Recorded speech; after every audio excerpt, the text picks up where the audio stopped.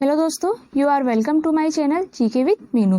दोस्तों, आज की वीडियो में हम मौर्यकाल का पार्ट फर्स्ट पढ़ेंगे। मैं पूरा मौर्यकाल आपको 4 पार्ट में कंप्लीट करवाऊंगी एंड मैंने मौर्यकाल के अदर वीडियोस भी बनाए हुए हैं।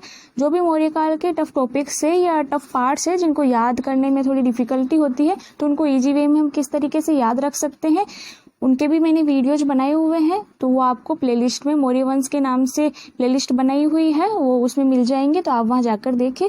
तो आइए देखते हैं आज हम मौर्यकाल का पार्ट फर्स्ट। मौर्यकाल की जो स्टार्टिंग है वो 323 ईसा पूर्व से होती है और 185 ईसा पूर्व पर मौर्यकाल का समापन हो जाता है। तो मौर्यकाल का टाइम पीरियड है 323 ईसा पूर्व से लेकर 185 ईसा पूर्व तक। तो आगे हम देखते हैं जो चंद्रगुप्त मौर्य थे, मौर्य साम्राज्य के संस्थापक, तो वो किस प्रकार से चाणक्य को मिले एंड किस प्रकार से इतने बड़े साम्राज्य की नींव रखी गई। तो जैसा कि आप सभी जानते हैं, अपने भारत पर प्राचीन समय में सिकंदर का आक्रमण होने वाला था। तो उस टाइम जो चाणक्य थे वो तक्षशिला के प्राचार्य हुआ करते थे एंड दूरदर्शी सोच इनकी थी। उन्होंने देखा कि सिकंदर आगे बढ़ता जा रहा है, अपने भारत को भी खतरा है, तो क्यों ना राजाओं को एक किया जाए और सिकंदर से मुकाबला किया जाए। तो वो मगध के उस टाइम जो तत्कालिक शासक थे घनानंद, उनके पास गए। तो घनानंद को समझाने का इन्होंने बहुत प्रयास किया, लेकिन घनानंद नहीं समझ सका उस समय, और वो एक अत्याचारी शासक था उस टाइम। तो इन्होंने काफी समझाने का प्रयास किया, लेकिन फिर उसने लास्ट में इनका अपमान कर दिया और इन्होंने भी प्रतिज्ञा ली कि मैं इस नंद वंश का जो है विनाश करूंगा। और इसी तरीके से वो वापस आ रहे थे तक्षशिला। तो उन्होंने रास्ते में देखा कि कुछ जो बालक है वो खेल खेल रहे हैं। उस खेल का नाम है राजकीलम। तो आपके लिए दोस्तों मोस्ट इम्पोर्टेंट है, इस खेल का नाम राजकीलम था, जिसके द्वारा इन्होंने चंद्रगुप्त की जो अद्भुत प्रतिभा थी उसको देखा। तो राजकीलम खेल में क्या था, कोई मोम का शेर बना हुआ था, तो उसको पिंजरे से बाहर निकालना था। तो चंद्रगुप्त मौर्य ने अपनी प्रतिभा से उसको बाहर निकाला। तो ये सब देख रहे थे चाणक्य, तो उन्होंने देखा कि भाई ये जो बच्चा है काफी प्रतिभाशाली है। तो उन्होंने इस चीज को पहचाना और वो चंद्रगुप्त मौर्य को अपने साथ ले गए। और इससे रिलेटेड कई और कहानियां भी मिलती है दोस्तों, लेकिन सबका निष्कर्ष यही है कि भाई जो खेल था वो राजकीलम था और इसके द्वारा इन्होंने चंद्रगुप्त मौर्य की प्रतिभा को पहचाना। आगे हम देखते हैं चंद्रगुप्त मौर्य के शासनकाल के बारे में। तो इनका शासनकाल रहा है 323 ईसा पूर्व से लेकर 298 ईसा पूर्व तक। इनकी माता का नाम मूरा है। कुछ इतिहासकारों का मानना है कि इनकी माता के नाम पर ही इनके साम्राज्य का नाम मौर्य पड़ा है एंड कुछ इतिहासकारों का मानना है कि मौर्य नाम का एक जनपद हुआ करता था। तो इनकी जो माता है वो मूरा थे एंड इनके पिता का नाम नंदराज है। अन्य नाम इनके मिलते हैं यूनानी इतिहासकारों जैसे स्ट्रेबो, जस्टिन, एरियन ने इन्हें सेंड्रोकोटस कहा है। प्लूटार्क और एपियानस ने इनको एंड्रोकोटस कहा है। फिलिकार्स ने इनको सेंड्रोकोप्टस कहा है। तो आपको किस प्रकार से याद रखने हैं ये नाम, तो आपको दोस्तों ये जो बीच वाली लाइन है प्लूटार्क, एपियानस, इसको याद कर लेना ओनली। एक एपी आती है दोस्तों, एप्पल का जूस होता है, 10 रुपए की मिलती है वो बोतल, तो उसी से आप याद रख लेना एपीपी। आप अपने दोस्त को कह रहे हो एपीपी, तो एपी से एपियानस और पी से प्लूटार्क। इन दोनों ने कहा है ए से ही एपी से, ए से ही एंड्रोकोटस। तो प्लूटार्क, एपियानस ने एंड्रोकोटस कहा है और बाकी जितने भी बचे उन्होंने क्या कहा है, सेंड्रोकोटस कहा है। और एक फिलिकार्स को अलग से याद रख लेना, इसने सेंड्रोकोप्टस कहा है। और 1793 ईस्वी में विलियम जोन्स ने इन समस्त नामों की पहचान चंद्रगुप्त मौर्य के रूप में की है। आगे हम देखते हैं इनकी जाति थी वृक्षर, जो कि विशाख दत्त ने अपने एक नाटक मुद्रा राक्षस में बताई है कि इनकी जाति विशाल है, जो कि एक प्रकार की शूद्र जाति है। और कुछ इतिहासकारों ने उनको क्षत्रिय भी माना है। इनका जो धर्म था वो जैन धर्म था, जैन धर्म को ये मानने वाले थे। दीक्षा इन्होंने भद्रबाहु से ली थी। मृत्यु इनकी संलेखना पद्धति से हुई थी। ये एक प्रकार की जैन धर्म में प्रचलित पद्धति है। इसमें जिस भी व्यक्ति को ऐसा लगता है कि मेरा अंतिम समय आ गया है, तो वो खाना पीना सब छोड़ देते हैं और इस प्रकार से खाना पीना छोड़ने के बाद उनकी मृत्यु हो जाती है। तो इस विधि का नाम है संलेखना पद्धति। उपवास रखा जाता है इसमें, यानी भूखा रहा जाता है। स्थान, इनकी मृत्यु का जो स्थान है वो सरवन बेलगोला है, जो कि मैसूर कर्नाटक में है, चंद्रगिरी पर्वत पर। इन्होंने युद्ध किया था 305 ईस्वी पूर्व में मैसेडोनिया के शासक सेल्यूकस के साथ। सेल्यूकस कौन था दोस्तों, सिकंदर का सेनापति। तो उनके साथ इस चंद्रगुप्त मौर्य का युद्ध हुआ है। तो इस प्रकार से चंद्रगुप्त मौर्य और मैसेडोनिया के शासक सेल्यूकस के बीच 305 ईस्वी पूर्व में युद्ध हुआ और इस युद्ध के परिणाम स्वरूप चंद्रगुप्त मौर्य की जीत हुई, विजय हुई, तो सेल्यूकस ने अपनी पुत्री हेलेना कार्नेलिया का विवाह चंद्रगुप्त मौर्य के साथ करवा दिया। एंड ये प्रथम अंतर्राष्ट्रीय विवाह माना जाता है। तो फर्स्ट इंटरनेशनल मैरिज की है चंद्रगुप्त मौर्य ने, और इनकी जो वाइफ थी वो कहाँ से थी, फॉरेन से। सेल्यूकस ने चंद्रगुप्त मौर्य को कंधार, काबुल, हेरात, बलूचिस्तान भेंट में दिए और राजदूत मेगस्थनीज को चंद्रगुप्त मौर्य के राज दरबार में भेजा, जिन्होंने इंडिका पुस्तक लिखी। तो इस प्रकार से दोस्तों काफी इंपॉर्टेंट हो जाता है आपके लिए। एक तो ये मेगस्थनीज जिन्होंने इंडिका नामक पुस्तक लिखी है, और चंद्रगुप्त मौर्य को कंधार, काबुल, हेरात और बलूचिस्तान ये भेंट में दिए हैं सेल्यूकस ने। इसके बदले में 500 हाथी दिए हैं चंद्रगुप्त मौर्य ने। तो इस प्रकार से इनकी ये भेंट उपहार का आदान प्रदान हुआ। आगे हम देखते हैं बिंदुसार के शासनकाल के बारे में। इनका शासनकाल रहा है 298 ईसा पूर्व से लेकर 273 ईसा पूर्व तक। भारत का प्रथम सिजेरियन सम्राट इनको कहा जाता है। इनके अन्य नाम मिलते हैं सिंहसेन जैन ग्रंथों में, अमित्रोचेट्स यूनानी ग्रंथों में, अलिट्रोकेट्स स्ट्रेबो ने इनको कहा है, अमित्रघात इनको फ्लिट ने कहा है, भद्रसार इनका नाम वायुपुराण में मिलता है। इनके टाइम 2 विद्रोह हुए थे जिनका वर्णन हमें दिव्यदान में मिलता है। तो दोनों विद्रोहों को दबाने के लिए इन्होंने सम्राट अशोक को भेजा था, और वो इन विद्रोहों को दबाने में सफल भी रहे थे। आगे हम देखते हैं एंटीयोकस जो कि सीरिया के शासक थे। तो उन्होंने इन्हें मदिरा, सूखे अंजीर, डाइमेकस नाम का एक दार्शनिक भेंट में दिया, यानी उपहार स्वरूप भेजा। डायोनिसस ये भी एक प्रकार के दार्शनिक थे, इनको भेजा है फिलाडेल्फस टोलमी जो कि मिस्र के शासक थे। तो 2 प्रकार के दार्शनिक जो है वो उपहार स्वरूप इनको मिले हैं, डाइमेकस और डायोनिसस। ये आजीवक धर्म को मानने वाले थे। तो आजीवक धर्म के संस्थापक कहे जाते हैं मोखलीपुत्र गोसाल।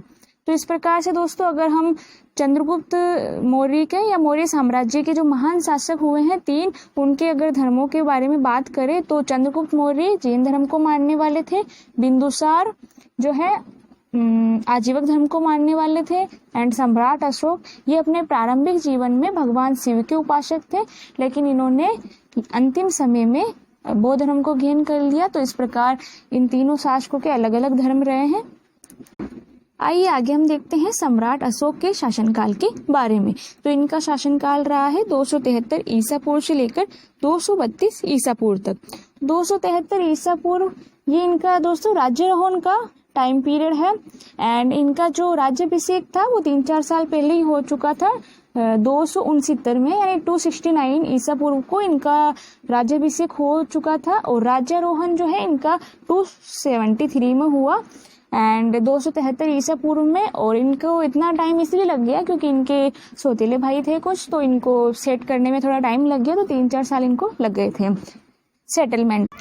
तो दोस्तों अभी मैंने आपको क्या बताया कि इनका जो राज्यारोहण था वो 273 ईसा पूर्व हुआ था, और इनका जो राज्याभिषेक है वो 269 ईसा पूर्व में हुआ है। तो आपको दोस्तों ये बात हमेशा याद रखनी है कि ईसा पूर्व में अगर हम बढ़े हुए सालों को बता रहे हैं यानी 3-4 साल बाद का बता रहे हैं, तो हमें उनमें से 3-4 साल माइनस करना होगा। जैसे फर्स्ट ऑफ ऑल इनका राज्यारोहण हुआ था 273 में, उसके 3-4 साल बाद इनका राज्याभिषेक हुआ था 269 में। इसलिए मैंने आपको कंफ्यूज किया था ये बात समझाने के लिए। तो आपको हमेशा याद रखना है कि अगर हम ईसा पूर्व की बात कर रहे हैं और 3-4 साल बाद का हमें कोई घटना बतानी है तो 3-4 साल उसमें से माइनस होंगे। तो इनका जो राज्यारोहण था वो 273 में हुआ था, इसके 3-4 साल बाद तो इनका राज्याभिषेक हुआ था 269 में। तो आप हमेशा याद रखना ये बात पूर्व में। और इनको इतना टाइम इसलिए लग गया क्योंकि इनके सौतेले भाई थे कुछ, तो इनको सेट करने में थोड़ा टाइम लग गया, तो 3-4 साल इनको लग गए थे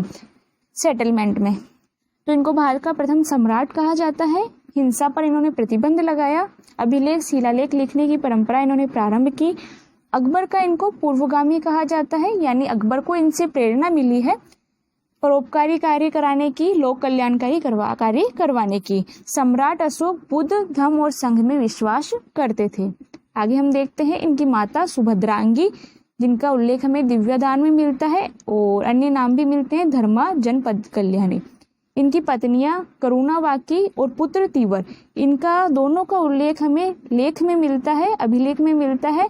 कौशाम्बी स्तंभ लेख, उसमें करुणावाकी और इनके पुत्र तीवर का हमें उल्लेख मिलता है। तिष्य रक्षिता, इसका उल्लेख हमें दिव्यदान में मिलता है। महादेवी, इनके पुत्र थे महेंद्र और संघमित्रा, जिनको इन्होंने श्रीलंका में बौद्ध धर्म का प्रचार कराने के लिए भेजा था। अन्य नाम इनके अशोकवर्धन पुराणों में मिलता है। देवा नाम प्रियदर्शी शिलालेखों में मिलता है। चंड अशोक बौद्ध साहित्य में मिलता है। बुद्ध शाक्य, इनको मास की लघु शिलालेख में कहा गया है। और अशोक का नाम अशोक गुजरा मास की नेटूर उड़े गोलन शिलालेख में हमें मिलता है। तो अशोक का नाम अशोक कौन सी शिलालेखों में मिलता है, इनको हम ट्रिक से याद कर सकते हैं कि गुजरा मासी को नेटूर में उदय विकार हुआ।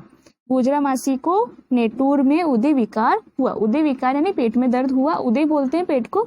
तो गुजरा मासी को नेटूर में उदय विकार हुआ। गुजरा शिलालेख या अभिलेख एंड मास की नेटूर, मासी से मास की याद रखना है, नेटूर और उदय विकार से उदय गोलन याद रखना है। आगे हम देखते हैं इन्होंने नगर बसाए, तो इन्होंने 2 नगर बसाए हैं। श्रीनगर की स्थापना सम्राट अशोक ने की है, जो कि कश्मीर में है।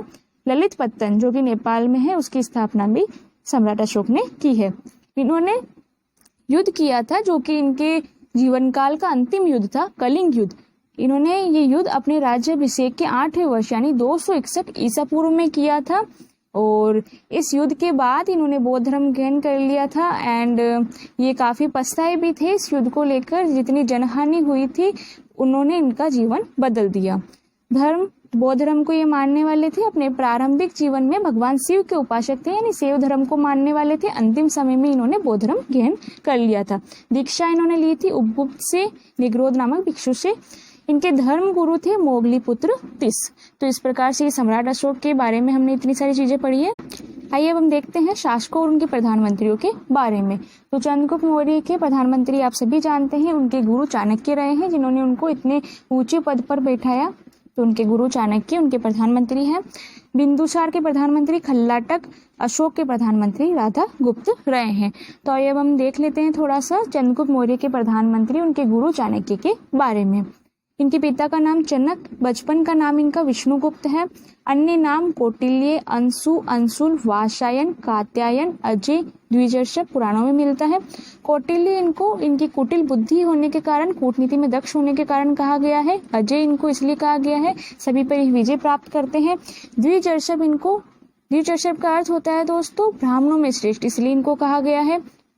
भारत का मैकियावली इनको कहा जाता है। भारत का मैकियावली इसलिए कहा जाता है क्योंकि मैकियावली द्वारा लिखी गई विश्व राजनीति की पहली पुस्तक थी द प्रिंस, और इनकी जो अर्थशास्त्र है वो भारतीय राजनीति में लिखी गई पहली पुस्तक है, इसलिए इनको भारत का मैकियावली कहा जाता है।